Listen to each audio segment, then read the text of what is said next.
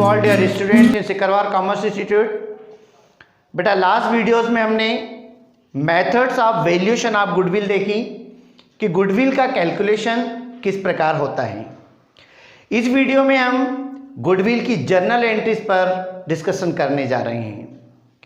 जब कोई नया पार्टनर फर्म में आता है तो कैपिटल और गुडविल ये दो अमाउंट लेकर के आता है। संपत्ति में हिस्सा प्राप्त करने के लिए उसे कैपिटल लाना होती है और लाभ में हिस्सा प्राप्त करने के लिए नया पार्टनर गुडविल की अमाउंट लेकर के आता है। To take share in assets the new partner brings the amount of capital and to take share in profit he has to pay the amount of goodwill. अब जब नया पार्टनर फर्म में आता है तो जो पुराने पार्टनर्स हैं उनका रेशो चेंज हो जाता है, अर्थात किसी का रेशो बढ़ता है, किसी का रेशो कम हो जाता है। हमें नया प्रॉफिट लॉस रेशो निकालना पड़ता है और नया प्रॉफिट लॉस रेशो कैसे निकलता है हम आगे वीडियोस में डिटेल में इस पे डिस्कस करेंगे। अब हम बात करते हैं कि जब नया पार्टनर गुडविल लेकर के आता है तो गुडविल हमेशा ओल्ड पार्टनर्स में सेक्रीफाई रेशो में बांटी जाती है। जिसका रेशो कम होता है गुडविल उसको मिलती है और अगर किसी पार्टनर को गेन हो रहा है तो उसे गुडविल की अमाउंट देना पड़ती है। तो जब नया पार्टनर गुडविल की अमाउंट लेकर के आता है तो क्या जर्नल एंट्री होती है? Number 1, if new partner brings the amount of goodwill in cash and amount of goodwill is retained into the firm। नया पार्टनर गुडविल की राशि नगद लाता है और जो अमाउंट है वह फर्म में ही रहती है। तो फर्स्ट जर्नल एंट्री होगी cash account debit to premium of goodwill. Cash debit क्यों हो रहा है? क्योंकि कैश आ रहा है, रियल अकाउंट है, इसका रूल है कैश आता है तो डेबिट करते हैं। अब क्या आ रहा है? गुडविल। पर गुडविल जो है एक हिस्सा लेकर के आता है, इसलिए हम वहां पर लिखते हैं प्रीमियम ऑफ गुडविल। जैसे वो 1/5 शेयर के लिए आ रहा है तो जितनी भी उसकी गुडविल होगी उसका 1/5 शेयर निकाला जाएगा। इसलिए जब भी नया पार्टनर गुडविल की राशि नगद लाता है तो उसे प्रीमियम ऑफ गुडविल करके लिखा जाता है। तो फर्स्ट जर्नल एंट्री होगी cash account debit to premium of goodwill, goodwill brought by new partner. अब ये जो गुडविल है पुराने पार्टनरों में डिवाइड कर दी जाएगी। जब एक बार ये अकाउंट क्रेडिट हुआ दूसरी बार डेबिट हो जाएगा।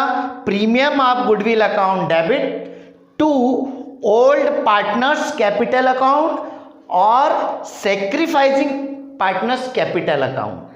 ओल्ड पार्टनर या सेक्रीफाई, जिसको सेक्रीफाई हो रहा है उसी को गुडविल मिलती है और जिसको गेन हो रहा होता है उसकी कैपिटल डेबिट होती है।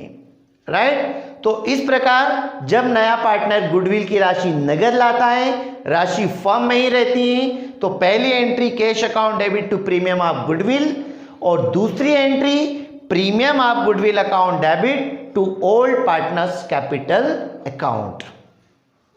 अब वही दूसरी बात, जब नया पार्टनर गुडविल की राशि नगद ला रहा है और पुराने पार्टनर उस अमाउंट को विड्रॉ कर लेते हैं, amount of goodwill is withdrawn by old partner. Firm से पैसा आया और पुराने पार्टनर ने उसको विड्रॉ कर लिया तो एंट्री होगी पहले cash account debit to premium of goodwill, cash आ रहा है। गुडविल का जो हम कैलकुलेशन करते हैं वो पूरी फर्म की गुडविल होती है, उसमें नया पार्टनर अपना जितने शेयर के लिए आ रहा है उतने हिस्से की गुडविल लाता है, इसलिए उसे हम प्रीमियम ऑफ गुडविल करके लिखते हैं। और यही प्रीमियम ऑफ गुडविल पुराने पार्टनर में बटेगी, premium of goodwill account debit to old partners capital account. और ये दो एंट्री तो एज इट इज होगी। जब नया पार्टनर आता है अमाउंट फर्म में ही रहती है तो ये दो एंट्री होगी। बट गुडविल की अमाउंट उनके द्वारा विड्रॉ कर ली जाती है तो थर्ड एंट्री होगी old partners capital account debit to cash. First entry में कैश हमारे पास आया, किस रूप में आया? प्रीमियम ऑफ गुडविल के रूप में, इसलिए premium of goodwill account credit किया हमने। सेकंड एंट्री में यही अकाउंट डेबिट हो गया, मतलब ये वाला अकाउंट तो क्लोज हो गया और कहां ट्रांसफर हो गया? कैपिटल अकाउंट में। यानी एक तो कैश बढ़ा, दूसरी कैपिटल भी बढ़ गई। अब वो पैसा फर्म से जा रहा है, यानी कैपिटल भी कम हो जाएगी, इसलिए एंट्री होगी old partners capital account debit to cash account.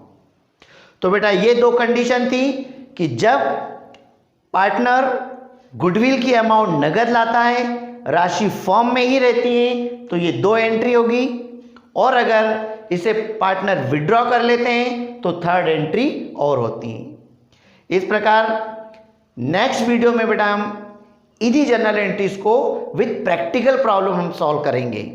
Thank you.